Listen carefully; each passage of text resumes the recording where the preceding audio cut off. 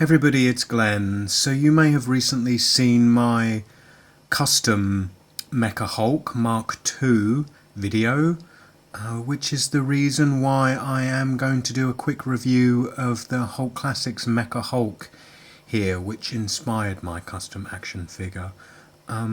This is not the easiest figure to track down, so some of you may not have seen it before, so I just thought I would give him a little bit of airtime here on YouTube. So Mecha-Hulk was part of the Hulk Classics line, released in 2004. It largely consisted of various different forms of the Hulk, as is appeared in the comic books over the years, and a few villains. Abomination, Absorbing Man, and Mecha-Hulk here.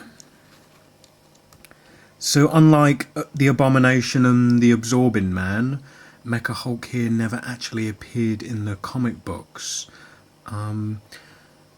Generally when toy companies stray from the comic books, it usually leads to such nonsense as deep sea, scuba diving, Spider-Man and the like. But even though this is entirely ToyBiz's own creation, they have done an amazing job here, and it's certainly a character which I wish existed in the comic books.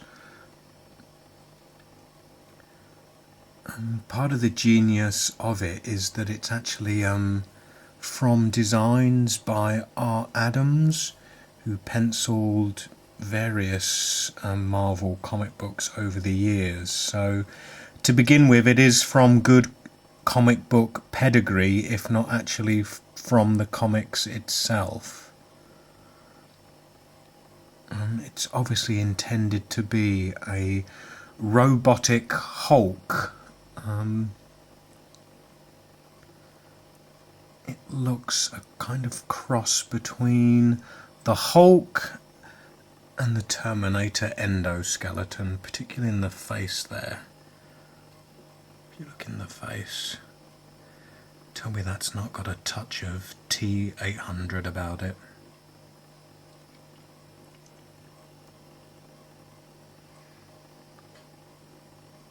So the Mecha-Hulk here also came with this tiny little gremlin pack-in figure,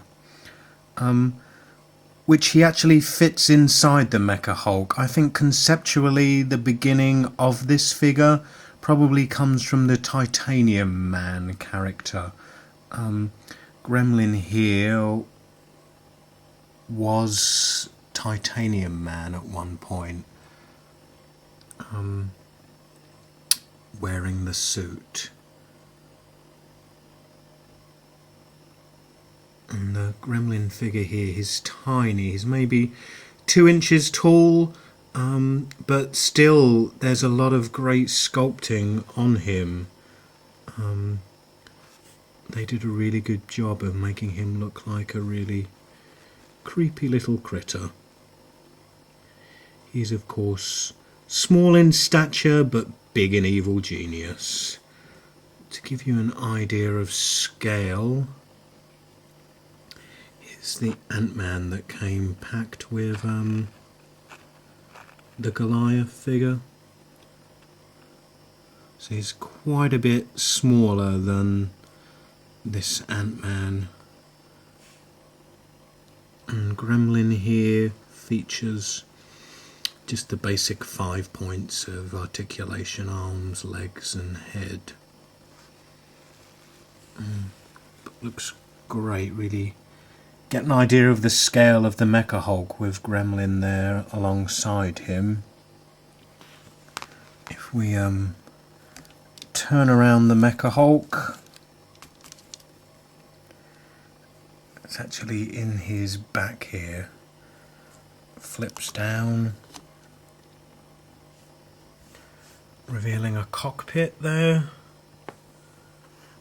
and it's in this cockpit where we place Gremlin.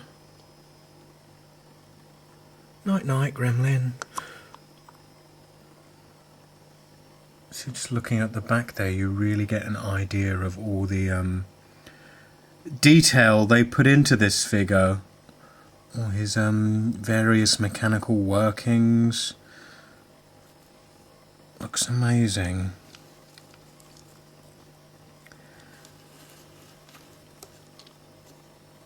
A lot of bang for your buck on this figure.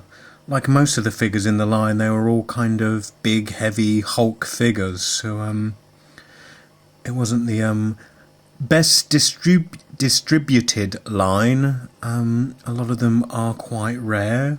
Well, all of them are quite rare.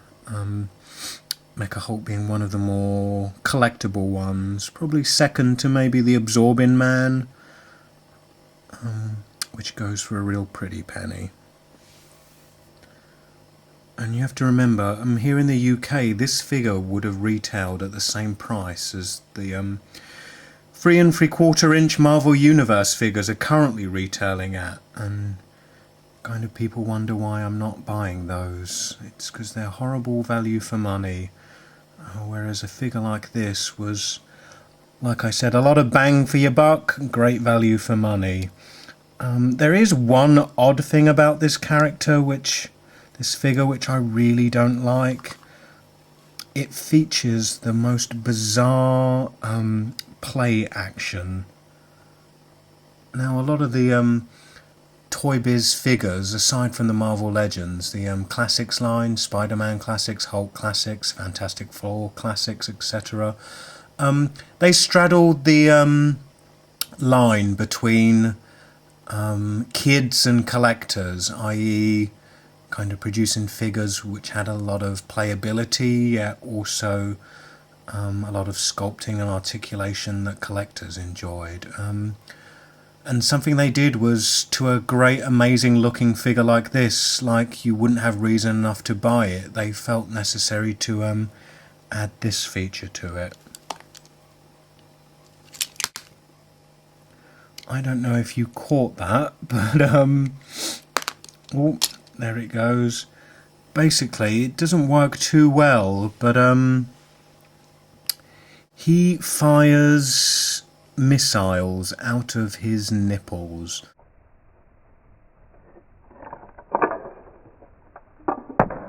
Very odd indeed. I'm not sure how drunk or high they were when they came up with this feature, but it's one I could have lived without, quite frankly. So that play feature is largely retarded and redundant. I mean, even in kind of the most ignorant kid eyes, I'm not sure that feature would have made a decent, exciting robot-looking figure like this any more exciting or playable to them.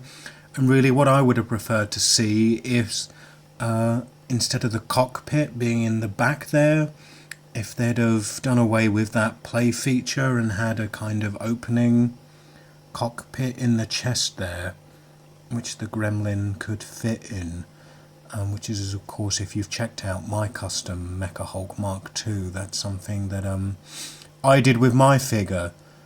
It would have been nicer to see the Gremlin kind of more prominent in the figure. And similarly, that's how when Gremlin was the Titanium Man, he did kind of pilot the suit through a chest cockpit. But anyway, that's just a small criticism, because this is an amazing figure. I am really happy to own him. Like I said, he loose and complete, you'd probably pay about £30 to £40 here in the UK, but to me he has been worth every penny of that. Great sculpted figure, great articulation actually. I won't show you all the various points, but has 46 points of articulation. A great paint finish, makes him look very kind of weathered and battle worn and realistic, really. Anyway, that's Mecha-Hulk. Please comment, rate, subscribe, check out my custom Mecha-Hulk, and I will see you all in the next video. Bye.